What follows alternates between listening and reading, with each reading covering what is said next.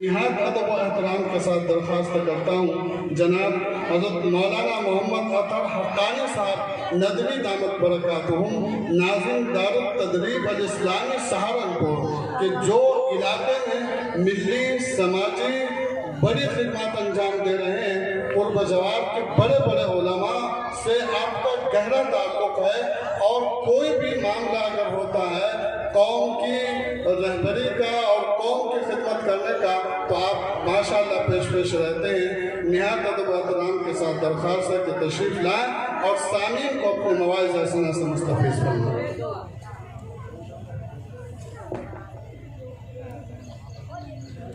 سرفراز کہاں ہے؟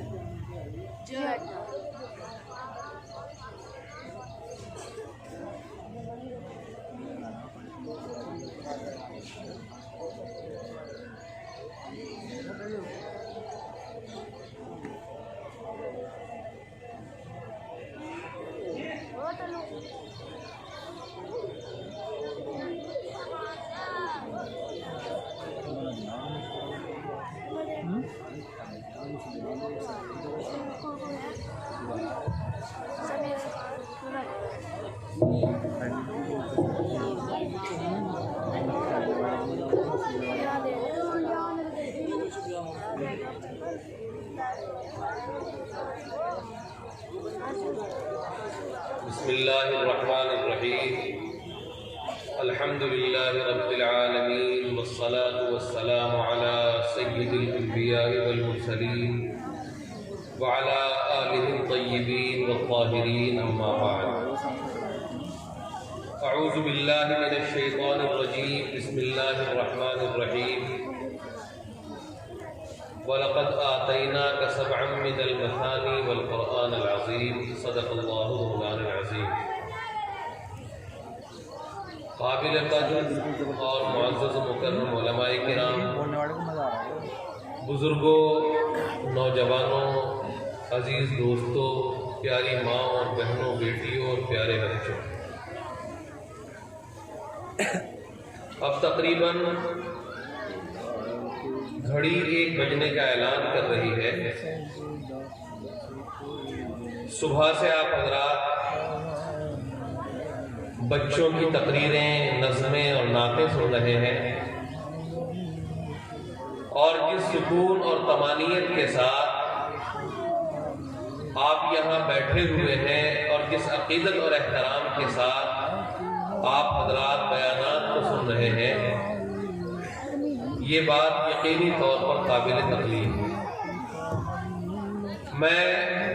مدرسہ مظہر العلوم کے ذمہ داران کو بھی مبارکباد پیش کرتا ہوں، اور اس گاؤں کے رہنے والے اور اس اجلاس میں شریک ہونے والے تمام حضرات کو مبارکباد پیش کرتا ہوں کہ انہوں نے اتنا اچھا ماحول فراہم کیا اور یہ خوبصورت پروگرام سجایا۔ امید ہے کہ یہ جلسہ اور یہ پروگرام ہماری امت کے لیے، ہماری قوم کے لیے مفید اور نافع ثابت ہوگا۔ مجھے یاد ہے قاری محمد ممتاز صاحب کاشفی، اللہ انہیں غریق رحمت کرے، ان کے درجات کو بلند فرمائے، قبر کے اندر نور تام پیدا فرمائے اور جنت الفردوس میں انہیں اعلیٰ مقام مرحمت فرمائے۔ وہ کبھی کبھی ہمارے یہاں تشریف لاتے تھے اور مسلسل اس ادارے کے لیے، اس مدرسے کے لیے کوشاں رہتے تھے۔ یہ ان کی محنتیں ہیں، ان کی توجہات ہیں کہ آج یہ ادارہ، یہ مدرسہ ترقی کی راہ پر گامزن ہے اور پورا علاقہ اس سے فیضیاب ہو رہا ہے۔ آج یہاں جن بچوں نے قرآن پاک مکمل کیا ہے، قرآن پاک حفظ پڑھا ہے یا ناظرہ پڑھ لیا ہے، ان بچوں کی دستار بندی کے لیے، ان کی عزت افزائی کے لیے آج کا یہ اجلاس منعقد کیا گیا ہے، اور اس اجلاس میں اکابر علماء کرام کو مدعو کیا گیا ہے۔ بہت سارے حضرات تشریف لا چکے ہیں اور انشاءاللہ بہت سارے بہت جلد تشریف لے آئیں گے۔ میں امید کرتا ہوں انشاءاللہ ہم سب اپنے اکابر سے، اپنے بزرگوں سے اور اللہ والوں سے خوب مستفید ہوں گے اور ان کے مواعظ سے خوب فائدہ اٹھائیں گے۔ اللہ تبارک و تعالیٰ نے قرآن مقدس کو نبی برحق محمد الرسول اللہ صلی اللہ علیہ وسلم پر نازل فرمایا ہے، اور اس بات کو اللہ تبارک و تعالیٰ نے قرآن مقدس میں بار بار ارشاد فرمایا ہے، اور اپنے اس احسان کا تذکرہ بھی اللہ تبارک و تعالیٰ نے بار بار فرمایا کہ ہم نے اتنا عظیم المرتبت کلام، اتنی عظیم الشان کتاب اور اتنی محتم بالشان کتاب تمہارے اوپر اتاری ہے، تمہیں مرحمت فرمائی ہے۔ یہ کتاب انسانوں کی رہنمائی کے لیے ہے اور انسانوں کی ہدایت کے لیے ہے۔ اللہ تبارک و تعالیٰ اس قرآن کے ذریعے، اس کتاب کے ذریعے، اس کلام کے ذریعے، ان سورتوں کے ذریعے، ان آیتوں کے ذریعے، ان حروف کے ذریعے، ان کلمات کے ذریعے اور قرآن مقدس کے اس نور کے ذریعے انسانیت کی رہنمائی کرنا چاہتے ہیں۔ اور جب لوگ اس قرآن پاک کو پڑھتے ہیں، اس کی تلاوت کرتے ہیں، اس کی تلاوت کرتے ہیں، اس کو پڑھتے ہیں، اس کو سمجھتے ہیں، اس پر عمل کرتے ہیں، اس کو اپنے دل کے اندر معزز کرتے ہیں اور اس قرآن مقدس کے ذریعے اپنے سماج کی تشکیل کرتے ہیں، تو پھر لوگ ترقی کی طرف گامزن ہو جاتے ہیں، لوگ آگے بڑھ جاتے ہیں۔ اور جب لوگ اس قرآن پاک کو چھوڑتے ہیں، اس قرآن پاک کو پس پشت ڈالتے ہیں، اس قرآن پاک سے غفلت برتتے ہیں، اس قرآن پاک سے بے توجہی برتتے ہیں، تو لوگ ذلت اور رسوائی کے گڑھوں میں جا کر گر جاتے ہیں۔ نبی پاک صلی اللہ علیہ وسلم نے اپنی حیات مقدسہ کی مختصر سی مدت میں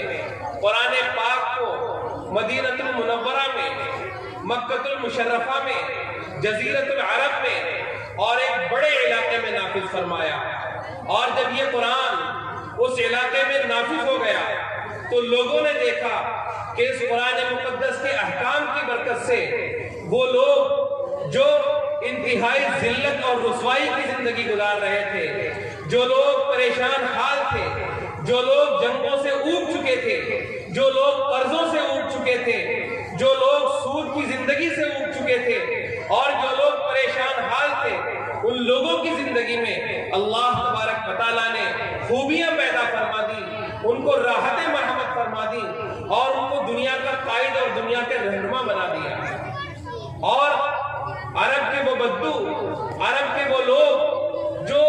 سلیقے سے اپنی زندگی گزارنے کا سلیقہ نہیں جانتے تھے،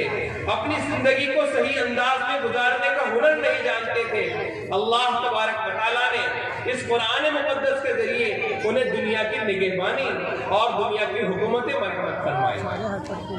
یہ قرآن مقدس آج بھی بالکل اسی شکل میں، اسی صورت میں، اسی صلاحیت کے ساتھ ہمارے درمیان موجود ہے۔ یہ قرآن مقدس کے جلسے، یہ قرآن مقدس کے مدرسے، یہ قرآن مقدس کی مجلسیں، یہ قرآن کے حفاظ، یہ قرآن کے علماء، یہ قرآن سے وابستہ افراد، یہ قرآن کے حاملین یہی چاہتے ہیں کہ دوبارہ پھر اس دنیا کے اندر قرآن کا نظام اور قرآن کی تعلیمات نافذ ہو جائے۔ ہر مسلمان کی ذمہ داری ہے، ہر ایمان والے کی ذمہ داری ہے، جس دل کے اندر اللہ کی محبت ہے، اللہ کے رسول کی محبت ہے، دین کی محبت ہے، شریعت کی محبت ہے، جو اپنے آپ کو بدلنا چاہتا ہے، جو سماج کو خوبصورت بنانا چاہتا ہے، جو زندگی کو آرام کی اور راحت کی زندگی بنانا چاہتا ہے، اس کے لیے ضروری ہے کہ وہ اس قرآن مقدس سے وابستہ ہو جائے۔ جب قومیں قرآن مقدس سے وابستہ ہو جاتی ہیں تو اللہ تبارک و تعالیٰ قوموں کو عزت مرحمت فرماتے ہیں۔ ایک مثال دے کر آپ کو سمجھاتا ہوں۔ ایک کاغذ کا ٹکڑا ہوتا ہے جو کبھی پاؤں میں پڑا رہتا ہے، کبھی اس پر کچھ چیزیں لکھی جاتی ہیں، کبھی اس میں مٹھائی لپیٹ کر دی جاتی ہے،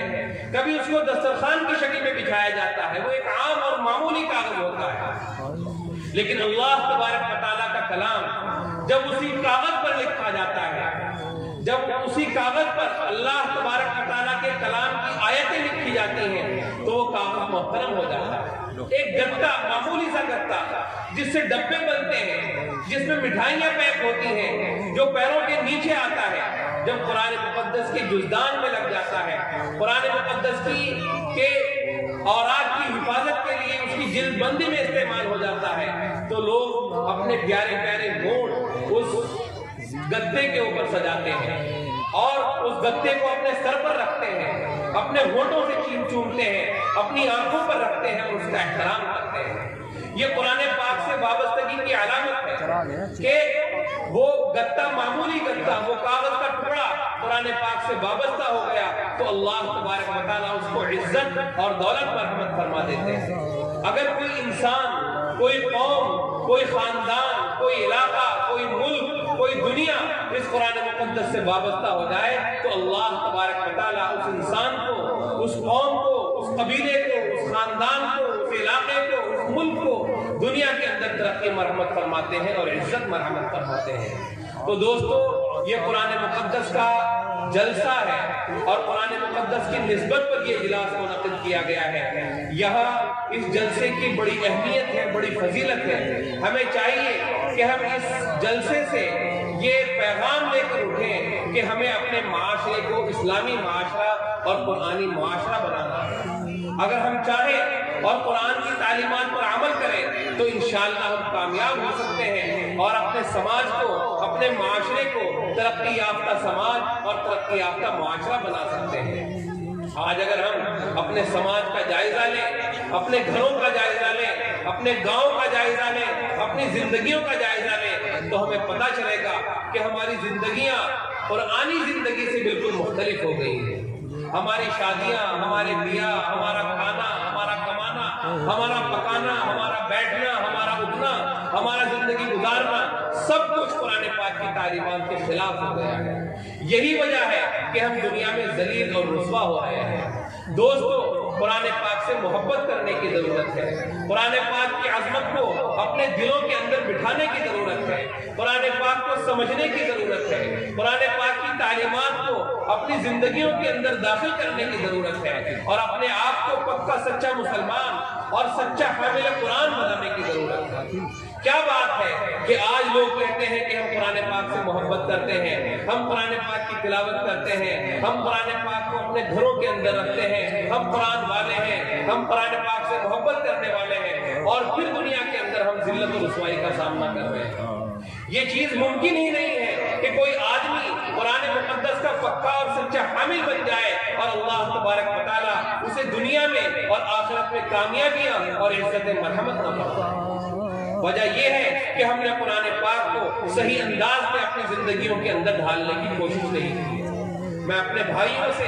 اپنی بہنوں سے، بیٹیوں سے اور یہاں موجود تمام احباب سے بہت احترام کے ساتھ یہی درخواست کرنا چاہتا ہوں کہ آپ سب اس بات کی کوشش کریں کہ ہمیں قرآنی تعلیمات کو سمجھنا ہے، ان مدارس میں آنا ہے، ان اہل اللہ کے پاس آنا ہے، ان بزرگان دین کے پاس آنا ہے، ان علماء کے پاس آنا ہے جو قرآن مقدس کو سمجھتے ہیں، قرآن مقدس کو سمجھانے کی کوشش کرتے ہیں، جو قرآن مقدس کو سمجھتے ہیں اور قرآن مقدس کو اپنی زندگیوں کے اندر داخل کرتے ہیں اور پورے سماج میں قرآن مقدس کی تعلیمات کو نافذ کرنے کی کوشش کرتے ہیں۔ یہ دیکھیے قرآن مقدس کا مدرسہ ہے، اس مدرسے کے اندر تکمیل قرآن کے موقع پر کیسے کیسے اکابر تشریف لائے ہیں، کیسے کیسے بزرگ تشریف لائے ہیں۔ یہ بزرگ جب کسی کی طرف محبت کے ساتھ دیکھتے ہیں تو زندگیاں تبدیل ہو جاتی ہیں، یہ جب سماج پر محنت کرتے ہیں تو سماج تبدیل ہوتا ہے، یہ کسی گاؤں پر محنت کرتے ہیں تو گاؤں تبدیل ہوتا ہے۔ یہ خوبصورت نظارہ،